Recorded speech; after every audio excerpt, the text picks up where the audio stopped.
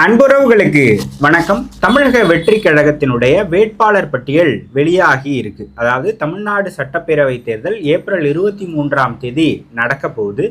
அந்த தேர்தலில் போட்டியிடக்கூடிய தமிழக வெற்றி கழகத்தினுடைய 234 வேட்பாளர்களும் அறிவிக்கப்பட்டிருக்கிறாங்க. இதில் நிறைய பேர் மாற்று கட்சியிலிருந்து ஒரு சில நாட்களுக்கு முன்னாடி சேர்ந்தவங்களுக்கு தாவைக்கால போட்டியிடுவதற்கான வாய்ப்புகள் வழங்கப்பட்டு இருக்கு.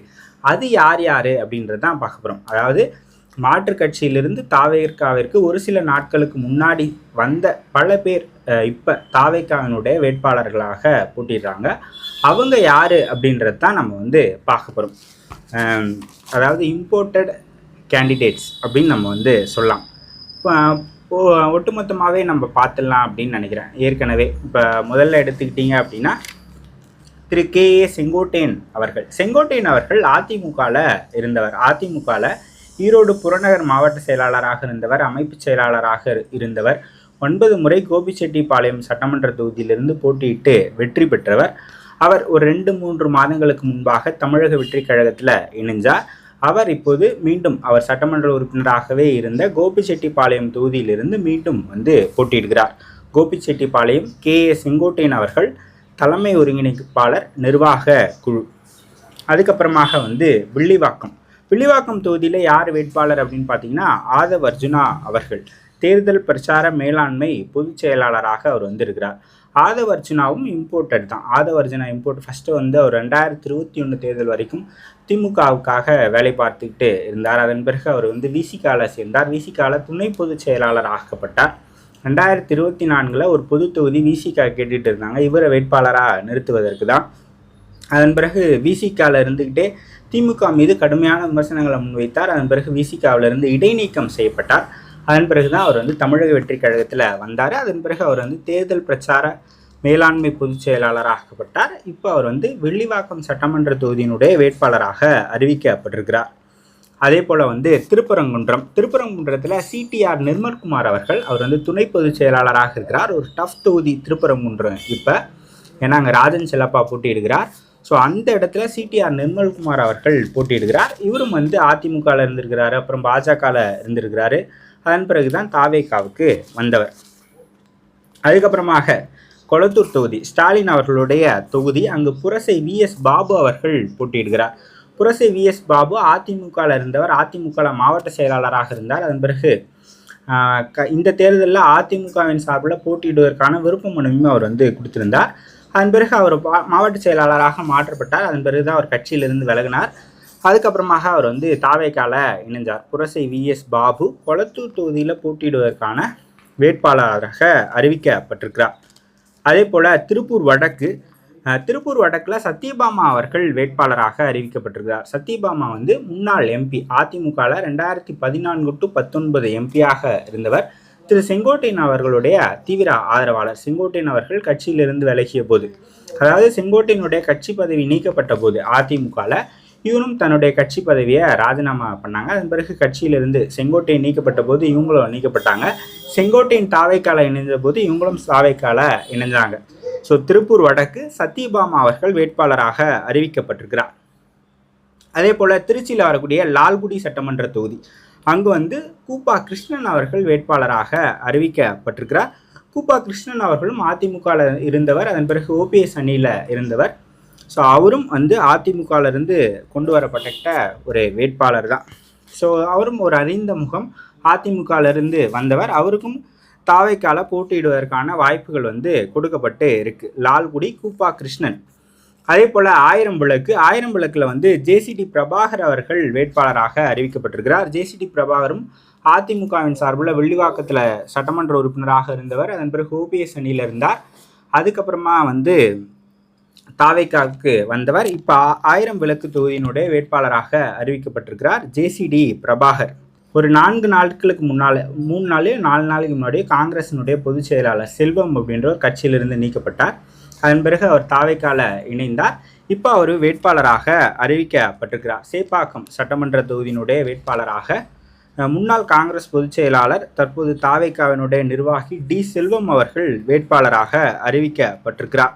நீக்கப்பட்டு ஒரு 3 நாள் தான் இருக்கும். 3 நாள் 2 நாளைக்கு முன்னாடி தான் தாவேக்கால சேர்ந்தார். இன்னைக்கு வேட்பாளராக அறிவிக்கப்பட்டிருக்கிறார். அதே போல் காஞ்சிபுரம் சட்டமன்ற தொகுதி, காஞ்சிபுரம் சட்டமன்ற தொகுதியில் ஆர்வி ரஞ்சித்குமார் அவர்கள் வேட்பாளராக அறிவிக்கப்பட்டிருக்கிறார்.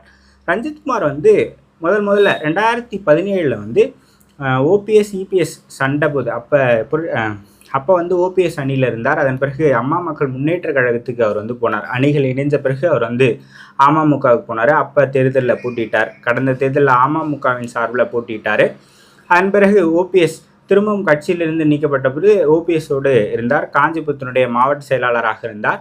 அதுக்கப்புறம் ஓபிஎஸ் திமுகவில் இணைந்த பிறகு அவர் வந்து பன்ருட்டி ராமச்சந்திரன் தொடங்கிய கட்சியில் பொதுச் செயலாளராக இருந்தார். 2 நாளைக்கு முன்னாடி தான் அந்த கட்சியிலிருந்து விலகி ஜேசிடி பிரபாகர் முன்னிலையில் நினைக்கிறேன் தாவைக்கால இணைஞ்சார். இப்போ காஞ்சிபுரத்தினுடைய வேட்பாளராக அறிவிக்கப்பட்டிருக்கிறார். அதே போல் சங்கராபுரத்தில் ஜெகதீச பாண்டியன் அவர்கள் வேட்பாளராக அறிவிக்கப்பட்டிருக்கிறார். ஜெகதீச பாண்டியன் நீண்ட நாட்களாக நாம் தமிழர் கட்சியில் பயணித்தவர். நாம் தமிழர் கட்சியினுடைய மாநில ஒருங்கிணைப்பாளர்களில் ஒருவராக இருந்தார். 2024 நாம் தமிழர் கட்சியில் கள்ளக்குறிச்சி வேட்பாளராக போட்டிட்டவர். அதன் பிறகு கட்சியிலிருந்து அவர் இறங்கினார். இன்னொரு டிவிகே இருக்கு இல்லையா, தமிழக வாழ்வுரிமை கட்சி, அந்த டிவிகேல அவர் வந்து ஜாயின் பண்ணி இருந்தார். அதுலேருந்து தொடர்ச்சியாக சீமான் அவர்களை விமர்சனம் பண்ணிட்டு விஜய் ஆதரவாகவே எழுதிட்டு இருந்தார். இந்த மாதிரி பண்ணாதீங்கன்னு வேல்முருகன் சொல்லி அப்புறம் நான் வந்து டிவிகேல போய் ஜாயின் பண்ண போகிறேன்னு வேல்முருகன் கிட்ட சொல்லிட்டு அப்புறம் வந்து கட்சியில் இணைஞ்சவர். இவர் இணைஞ்சு 1 மாதம் தான் இருக்கும் அப்படின்னு நினைக்கிறேன். இப்போ சங்கராபுரத்தினுடைய வேட்பாளராக அறிவிக்கப்பட்டிருக்கிறார் ஜெகதீச பாண்டியன். அதே போல் செய்யாறு சட்டமன்ற தொகுதியில் முன்னாள் சட்டமன்ற உறுப்பினர் 2016 to 21 2021 அதிமுகவினுடைய வேட்பாளர், அதிமுகவில் மாவட்ட செயலாளராக இருந்தார். திருவண்ணாமலை வடக்கு மாவட்ட செயலாளர்னு நினைக்கிறேன், தூசி கே மோகன் அவர்கள். அவர் இந்த முறை போட்டியிட வாய்ப்பு கேட்டிருந்தார். அவருடைய பொண்ணுக்கும் சீட்டு கேட்டிருந்தார். ஸோ அங்கே சீட்டு வழங்கப்படலை, வேற ஒருவருக்கு சீட்டு வழங்கப்பட்டது. ஸோ அந்த இதில் வந்து அவர் வந்து இப்போ இந்த 2 நாள் கேப்லேயே வந்துட்டு இப்போ தாவைக்கால இணைஞ்சு தாவைக்கால செய்யாறு சட்டமன்ற தொகுதியினுடைய வேட்பாளராக ஆகியிருக்கார். அதே போல் நாமக்கல் மாவட்டத்தில் வரக்கூடிய ராசிபுரம் தனி சட்டமன்ற தொகுதி, அங்கு லோகேஷ் தனபால் அவர்கள் வேட்பாளராக அறிவிக்கப்பட்டிருக்கார். லோகேஷ் தனபால் 2024 நீலகிரி மாவட்டத்தினுடைய நாடாளுமன்ற வேட்பாளராக அதிமுகவில் போட்டியிட்டவர். அவினாசி சட்டமன்ற உறுப்பினர், முன்னாள் சபாநாயகர் தனபால் அவர்களுடைய மகன். இவரும் அதிமுகவில் விருப்ப மனு போட்டிருந்தார். அதன் பிறகு ஏதோ ஒரு பிரச்சனையில் அவர் வந்து அதிமுகவிலிருந்து விலகி தாவைக்கால இணைஞ்சார். இப்போ அவருக்கு வந்து ராசிபுரம் சட்டமன்ற வேட்பாளராக போட்டியிடுவதற்கான வாய்ப்பு வந்து கொடுக்கப்பட்டிருக்கு. அதே போல் அதிமுகவில் திருப்பத்தூர் வந்து அமமுகவுக்கு ஒதுக்கப்பட்டது. அங்கே சீட்டை எதிர்பார்த்துக்கிட்டு இருந்த டாக்டர் என் திருப்பதி அவர்கள் அங்கே சீட்டு கிடைக்கலன்னொன்னே தாவைக்கால இணைஞ்சு அந்த திருப்பத்தூர் தொகுதியை வாங்கிட்டு அங்கே திருப்பத்தூரினுடைய வேட்பாளராக போட்டியிடுறார். இது இல்லாமல் தூத்துக்குடியில் அஜிதா அவங்களுக்கு தான் சீட்டு கிடைக்கும் அப்படின்னு எதிர்பார்க்கப்பட்டுட்டு இருந்தது. அவங்க தான் அங்கே ஆக்டிவாக ஒர்க் பண்ணிகிட்டு இருந்தாங்க. அங்கே ஸ்ரீநாத் அவர்கள், விஜய் அவர்களுடைய நண்பர், வேட்டைக்காரன் படத்தில் கூட நடிச்சிருப்பார், ஒரு படத்தை இயக்கியிருக்கிறார். அவர் வந்து அங்கே வந்து போட்டியிடுகிறார்.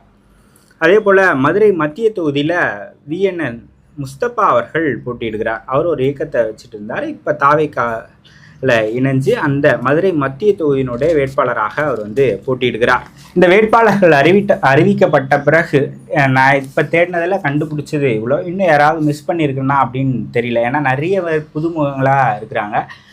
கட்சி பதவி அதெல்லாம் வச்சு தான் நான் கண்டுபிடிச்சேன். மற்றவங்களாம் ஒரு அறியப்பட்ட முகமாக இருந்தவங்களெல்லாம் கண்டுபிடிக்க முடிஞ்சுது. ஒரு சிலர் நான் விட்டுருப்போன்னு நினைக்கிறேன், சரியாக தெரியல. இது வரைக்கும் நான் தேடி எடுத்ததில் இவங்க எல்லாருமே மாற்றுக் கட்சியிலிருந்து வந்தவர்கள். இன்றைக்கி ஒரு 2 நாளைக்கு 3 நாளைக்கு முன்னாடி தாவைக்கால இணைந்தவர்கள் எல்லோரும் சீட்டு வந்து பெற்றிருக்காங்க.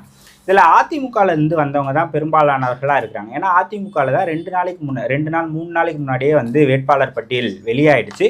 ஸோ அங்கே சீட்டு கிடைக்காதவங்களாம் இங்கே வந்து சீட்டு வாங்கிட்டாங்க. திமுகவில் நேற்று தான் வந்து வேட்பாளர் பட்டியல் வந்துச்சு.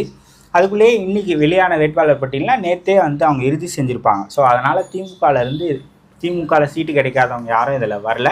அதிமுகவில் சீட்டு கிடைக்காதவங்க தன்னுடைய சீட்டு கூட்டணி கட்சிக்கு போனவங்க எல்லாம் தாவைக்கால சீட்டு வாங்கிட்டு இந்த முறை போட்டிடுறாங்க. ஸோ இந்த வேட்பாளர் பட்டியல் பற்றி நீங்கள் என்ன நினைக்கிறீங்க அப்படின்றத கமெண்ட் செக்ஷனில் சொல்லுங்கள். இன்னொரு காணொலியில் சந்திக்கலாம். நன்றி, வணக்கம்.